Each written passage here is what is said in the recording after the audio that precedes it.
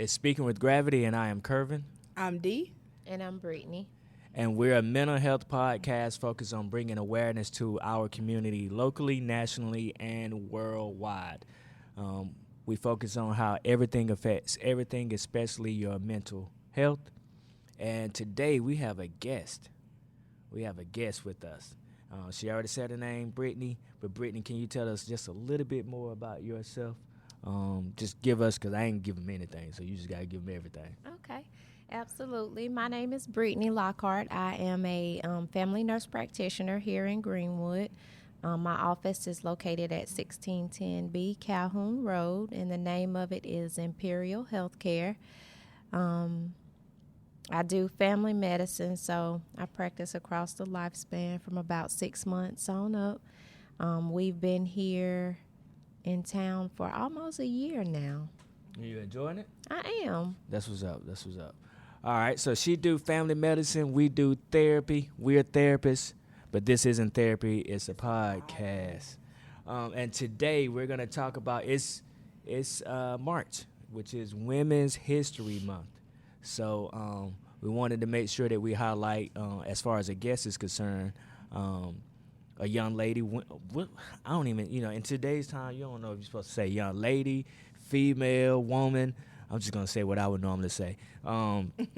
Just want to highlight a woman, in particular a woman of color, that is making history right now as we speak in her own right. So our Twitter discussion, which is what we do at the beginning of each episode, to kind of pick something off of Twitter and then just kind of dialogue into what we're going to go into. So our Twitter discussion today, it comes from somebody. But anyway, they said, just a reminder that March is Women's History Month, and I hope that black women would take the time to celebrate themselves and the other wonderful black women in their lives. That being said, I would like for each one of y'all after me to give a woman you celebrate in your life and why. And this one was easy for me, which is, of course, my mom. Without her, I wouldn't be here. Without her, I don't think I would think outside the box like I do. So she's the person that I want to celebrate. Shout out to my sister too. But I really want to highlight my mom and all that she's done for us. She kind of held back on her career so that she can be at home with me and my siblings for up until I got into high school. She worked off and on, but she took jobs that she didn't have to take so that she can have the schedule that she wanted to always be there when we needed her. So definitely appreciate her. Shout out to Mom Dukes before Mother's Day. She's my woman history person. So, D, I'm going to let you go ahead, and then we'll get to Brittany. So my woman of celebration would go to none other than my previous supervisor. Well, actually, she's still my current supervisor, and my mentor, Miss Christy Bird, licensed independent social worker. Also, happy Social Worker Month to all my amazing men and women in the field of social work. She a supervisor? Yeah, she is. She is the actual dean of the Human Service Department at Piedmont Technical College. I did not know she was I'm sorry, department chair. I said dean. I'm trying to promote her. My bad. She is the department chair of the Human Service Department here at Piedmont Technical College in Greenwood, and a phenomenal being all across the spectrum. Just one of the most empowering women I've ever met, and I wouldn't be able to sit in this seat without her. She was my professor during graduate school, and after graduate school stayed in contact with me, and when the opportunity presented for me to do adjunct teaching, she opened that door, and then the opportunity presented for me to become a full-time professor, and she opened that door. And then, when I got ready to transition from micro social work, she was very supportive in my transition. And if you've never had a a woman of color being a woman of color. And as a supervisor, one of the most amazing things is to have someone who believes in you and supports you. And I can go on all day about just how amazing she is, but shout out to Miss Christy Bird. Oh, this was up, man. I didn't know all that about her. Yeah, I knew she's of her, but amazing. I didn't know all of that. Yeah. Brittany, who's your person? Well, I'm like Dee. I have a couple people. The first person I would definitely say is my mom. She was a single mom of 6 kids. I'm the baby. I was the oops kid. So it's a 13-year age difference between me and my siblings. So me and the next sibling. So my sisters, my older sisters, they act like my mom now. But I would definitely say her because she was a beast. Like, she was strong and she was gonna push you when you didn't want to push yourself. I remember when I graduated from high school, I told her, I said, well, Mom, I'm gonna take a break for a little bit. She said, no, because if you take a break, you're not gonna go back to school. Mm-hmm. And I was like, okay. So when school started back, when college started, I enrolled, went ahead and went to upstate and got those 4 years knocked down and finished school. So definitely her. Another person I would say would be the co-owner of my office. We've been friends since we were 12, and she took the leap of faith with me to open up the office. And so when we decided to do it, it was a lot of mornings I woke up and I was like, I think I'm crazy as hell. but It get like that. But sometime. we worked on it, and I was like, we really gonna do this. So she was like, yeah. So I definitely celebrate her. Her name is Tiana Wyatt. She couldn't be here. She had a prior engagement, but definitely celebrate her. And I would say another important person is Mary Mahoney, which she was the first African-American nurse. So she set the tone for me and everybody else that's around me. So definitely thank you for dropping that jewel. Jewel, Yeah, I didn't know who that was. Yeah. Okay, yeah. Say her name one more time. Mary Eliza Mahoney. She was the first African-American nurse. Mm-hmm. Okay, that's what's up. For Women's History Month. While we do a quotable data, QD of the hour. While all women have faced hardships with unemployment, it appears black women encounter additional battles. In December of 2021, the unemployment rate for all white individuals was 3.2%, while the unemployment rate for black women was 6.2%. And that is coming from the Columbus Urban League. I actually seen it somewhere else where it was 6.1% just last month in February for black women. So that's our little QD of the hour, kind of leading into the introduction that Dee about to give you. Okay. As black women, we are often seen as the matriarchs and leaders of our families and communities.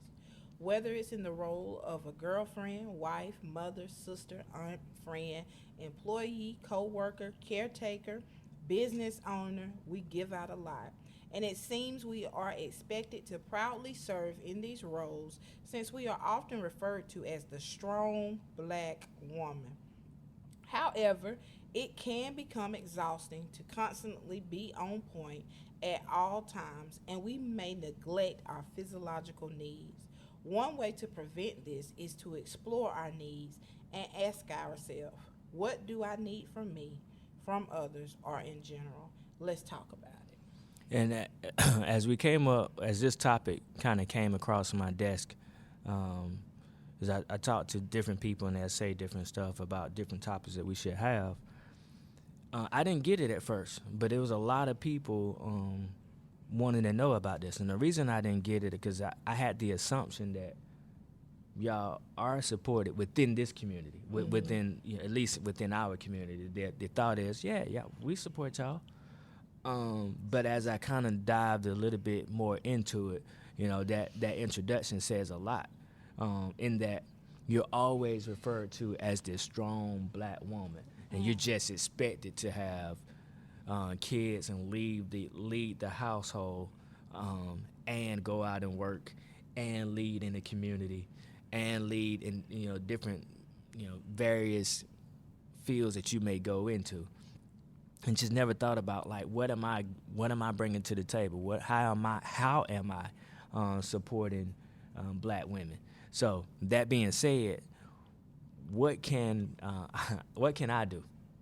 What can I do to be more supportive? Of course, I think I am already, but I want to be enlightened today. So what can I do? Either one of y'all can go. I don't care. You got. You look like you got a whole list over there. You know what? I'm not. I'm actually not going to. I want to think about my thoughts, so I'm gonna yield the floor to Miss Brittany on this. Brittany, what can I do to support you, especially even with you deciding to have a business here in Greenwood? I saw the signs, just because I kind of go down that road, so I saw it. I didn't necessarily connect it with you initially. My wife told me about it. I guess she had looked it up. I don't know. But how can I be supportive? I would say, like, a way that you can support us is basically just like give us a little word of mouth, like just kind of let people know who we are. As I mentioned to Dee, there are still people that don't know that we're there. There are still people that don't know who we are. Like I was telling her, I was born down here, but I've been in Spartanburg since I was 6, and I'm almost 40. I did come down here and live 1 year when I was about 14, but I've been in Spartanburg the whole time. I practiced in Spartanburg the whole time because I've been in the nursing field for about 15 years, 5 being a nurse practitioner. So I was telling her, I said, we could have easily opened up shop there where everybody knows me, and the path would have been much easier, I'm sure. But we saw a need down here, and we wanted to bring something different here and also bring something where people could come somewhere where somebody that looks like them is taking care of them. Because I feel like now people aren't as trusting in healthcare providers as is, so they want to feel comfortable when they come into the office, or if they tell you I have a problem, they want to know that you're going to try to help them with it. So I would mainly say that even something simple as that, just like I said, just letting people know who we are, because like I said, a lot of people don't know we're here. And we are actually the first African-American independent female practice down here, ran by a nurse practitioner. Creating history right here. So we meet people sometimes on a whim, and then sometimes, like I said, just different ways, and people will say, hey, I'm glad we found out about y'all. So what about personally though? Like how can we support you as a black woman personally, or do you feel supported in general? I will say for the most part, I do. I think with the support system, it depends on the circle that you have around you, because that plays a lot on like your mental strength and things of that nature. I do have a lot on my plate sometimes, so I do have friends that will call and check and say, hey, did you eat today? Did you do this? Or did you do that? So it works out well. Just, I think, having a good core circle, and even whether that circle is like family, friends. I do have people that say I don't deal with people a lot like that. But just that, just small stuff. It doesn't take a lot. That's one of those things where it's like the little things count. All right. You got your thoughts together over there, D? I'm still rambling, but we can go with it. Present the question to me again. What? See, this is what I'm talking about. Y'all want support, and then don't know how you want support. We were talking about that in another episode, right? How can I provide support we'll make it personal. How can I provide support to you with us knowing each other and you being whatever you are right now? How can I support you? How can I be on the same level as Miss Christy Berg that you talked about? Well, I think it's, I want to give, credit to you as to who you are and what you do. The man that you are, and on this platform is who you are in general. I think you already are very supportive as an African American male because you have the desire to be supportive. You are genuine in, wanting to know kind of where we are. And I can speak for me and Taisha, even in her absence, where we are mentally, how we doing, how are we moving forward professionally, even giving us some relationship talks on how to that y'all don't listen to. How to get us together. So, in terms of kind of you personally, I think you already do that for us. And I think from, speaking for myself, I value that and I appreciate what you do. I think also, just your commitment to fatherhood, to marriage, to, your spirituality. You demonstrate that there are men of color who are valuable and who value us as women. And in honesty, how do you do that is you be that. And that's exactly what you do. I mean, I think people, you want answers in how do we support black women? You just do it. The same way that you support any other thing. Like, the same way you go out and support an athlete, you go out and purchase his jersey. You go out and purchase their shoes. You go out and do these things. They ain't asking you to support them. You make an initiative because that's what you want to do. So how do you support black women? You show up. No matter where we are, no matter who we are, show up. You know what I'm saying? I remember, for an example, we were riding one day. I can't tell y'all who this is, but we had a flat tire. And I will tell you, we were in a community where the people in that neighborhood looked just like us. There were several men who walked past us. Now, we were two African-American women, walked past us with a flat tire. Very few offered help. You know what I'm saying? Mm-hmm. And that doesn't mean that they have to, but you got two women with a flat tire. You looking at me like, what you want me to do? And you know what I'm saying? Can I speak to that? No. No. But in that moment, you know what I'm saying? It wasn't either whether I was receptive to it or not. The show up was, do you need anything? Can I help you? Do you have a spare tire? That's how you show up. It's when there's a moment of lack of safety or lack of security, you show up. And that's kind of what it is. You just be visible. No, let us know that you are there. I don't want to have to physically touch you. I just want to know that you're present. But you can speak to it, but well, the reason I wanted to speak to it, because there is, from my standpoint, there's a fear that I'm going to be misinterpreted. There's a fear that I'm going to be, you know me. Right. So it's a little bit different if somebody knows me. But when they don't know me, I'm just another guy. All right, this guy stopped.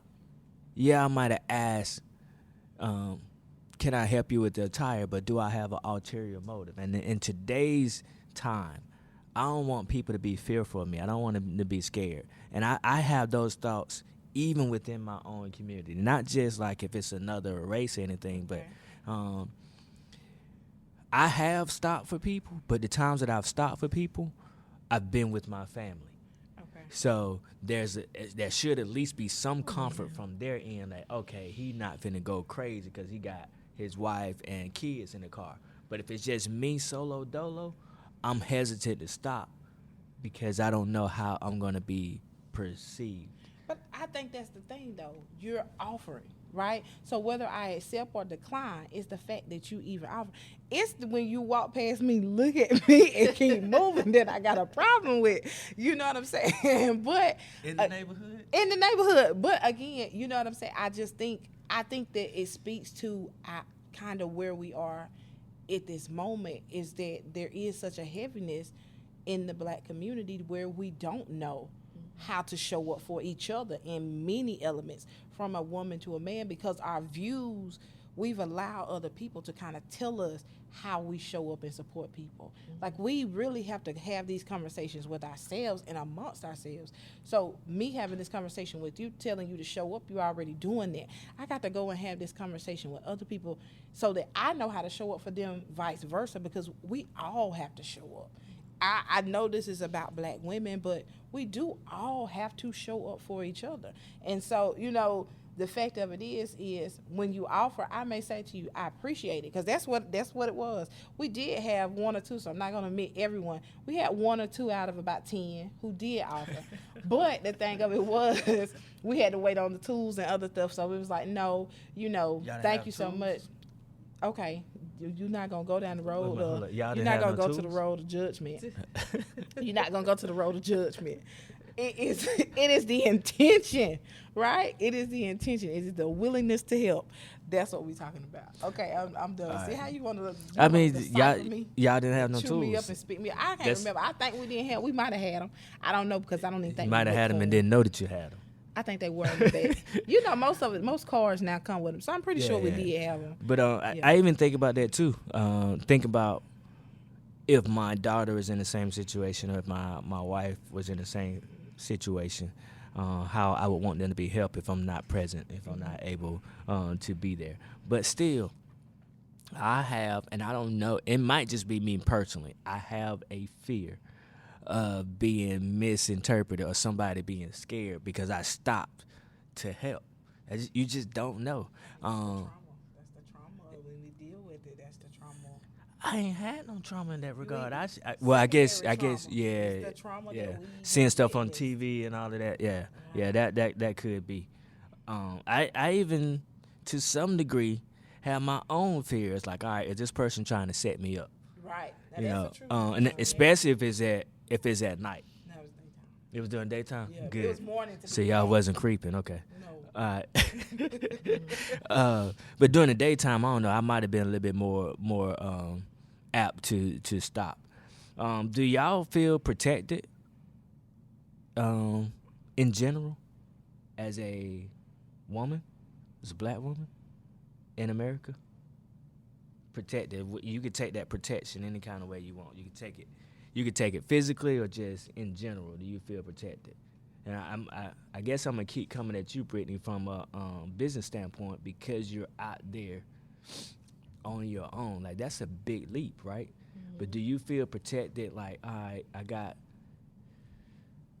When you decide to have your own business, you got the fact of having a business, but then you got the laws within that particular field that you're in. Correct. So you feel protected from the standpoint of, okay, I got mentors that are helping me with this process. I'm just having to figure it out on my own. Well, it was some research, and then some of it is figuring it out on your own. Mm-hmm. Experience is the best teacher. So I honestly, and I'm not saying that I'm too proud to ask for help, I will, take a chance, and sometimes I may ask somebody, hey, how did you go about this, or how did you do that? But I try not to do that too much, because what I feel like is that everybody has their own path.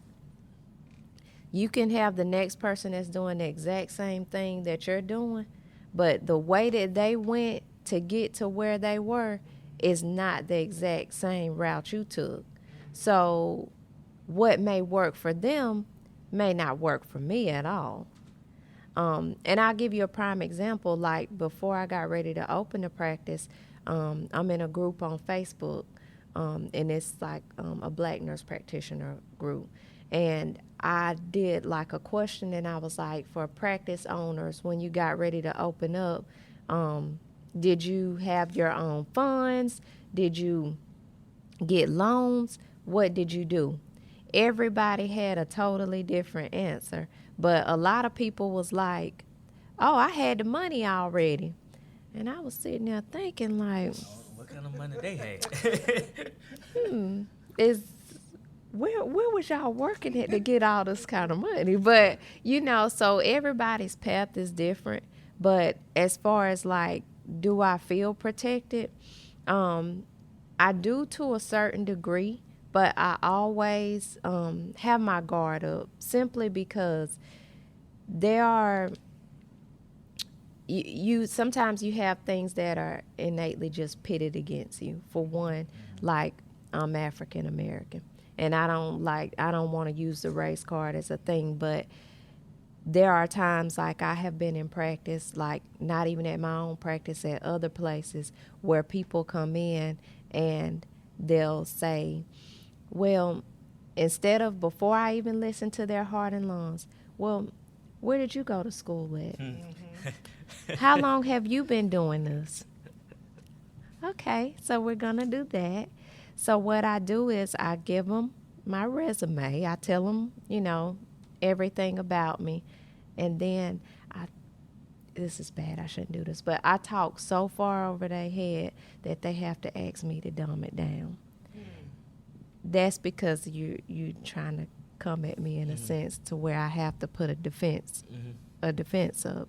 So in some aspects, yes, I do feel protected. Now, like, I will say if I get stopped by the police, like, I'm always jittery about that because it's so much going on. Even with are you more jittery when you're by yourself, or it's about the same, whether you by yourself or you with somebody or with your family? It's just in general. Like one day, me and my business partner, we were in the car. We were actually down here, and I got stopped by the police, and she was like, "You was just like so nervous."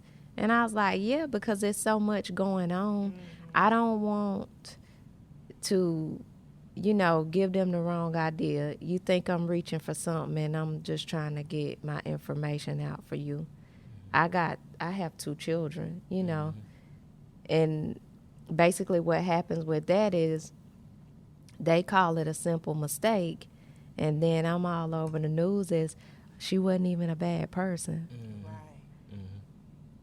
I never even been suspended from school, so that's in that aspect.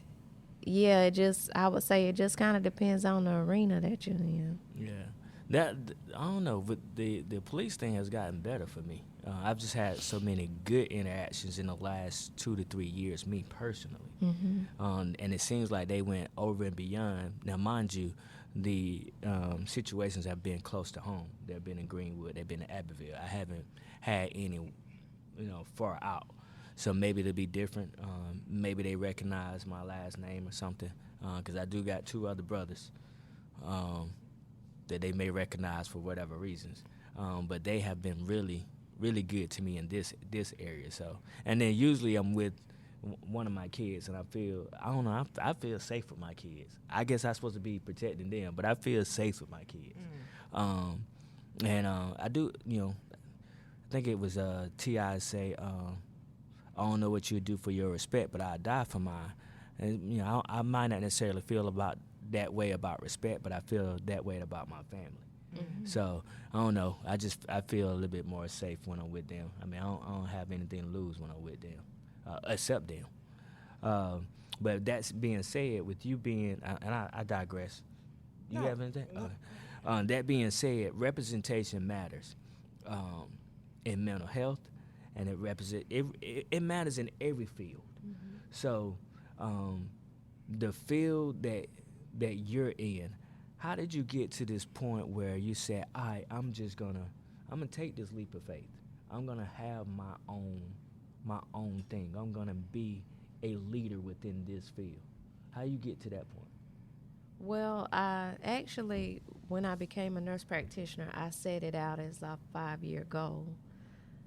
And during that time, I said, well, once I've been a nurse practitioner for 5 years, I want to go for the gusto and try to go independent. So what I did was, while I was working for other people, I would gather bits and pieces of what I wanted to take away from that experience. As far as like when I opened, hours of operation. I wanted to do something that was feasible for people that worked 12-hour shifts.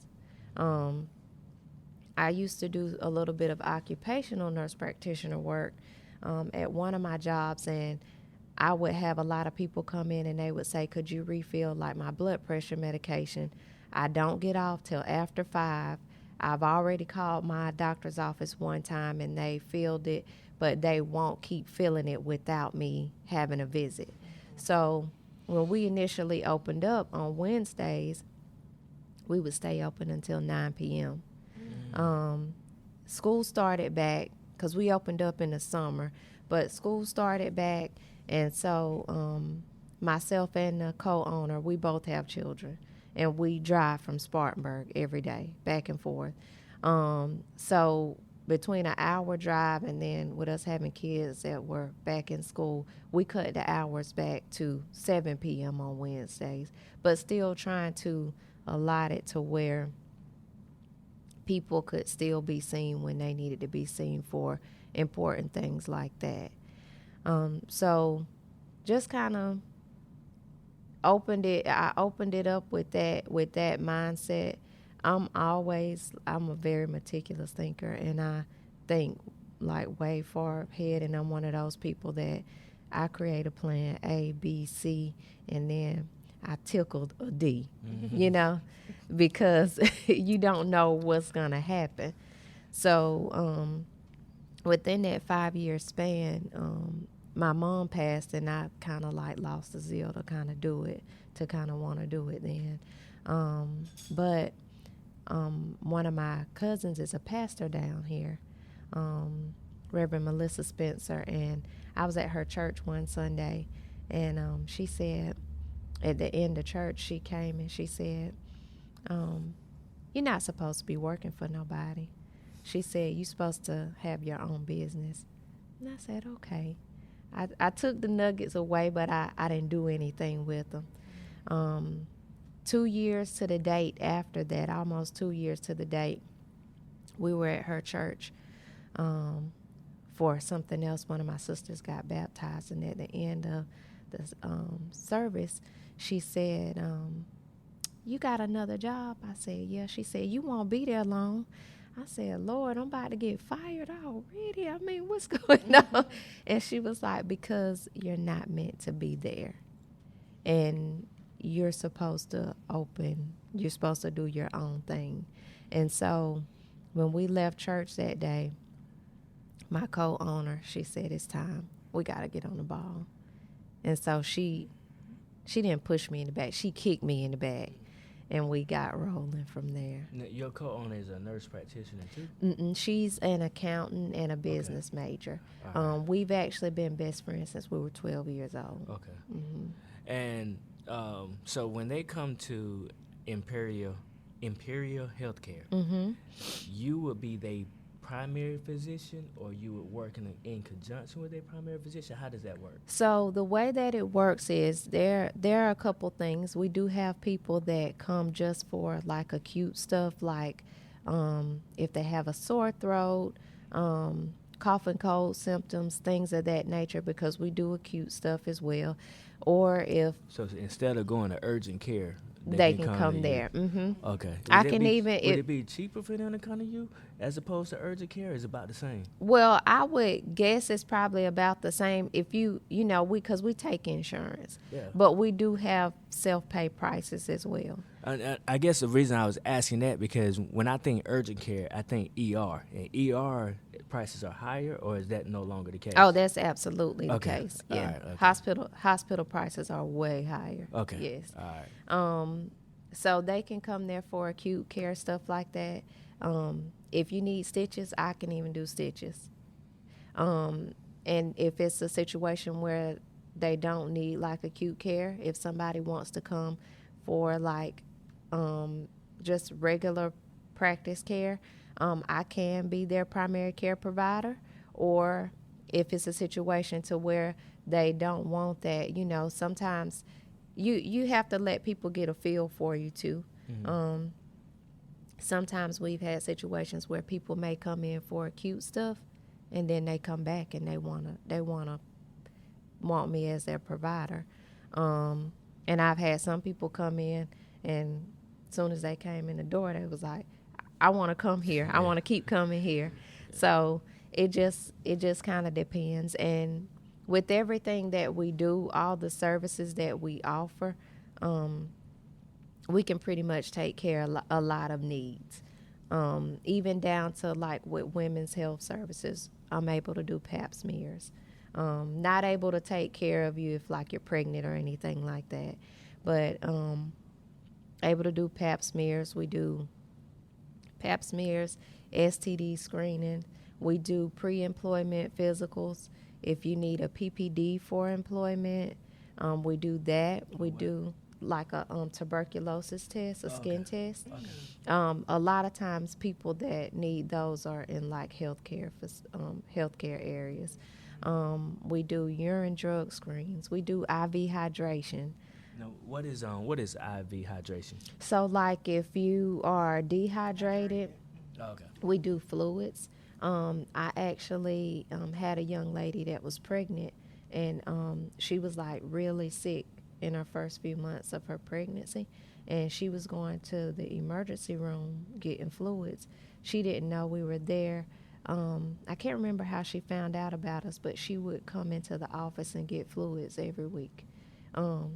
No crowd, intimate, very intimate. We have a IV lounge where it's like a couch in there. If you want music while you're getting your hydration, we offer that.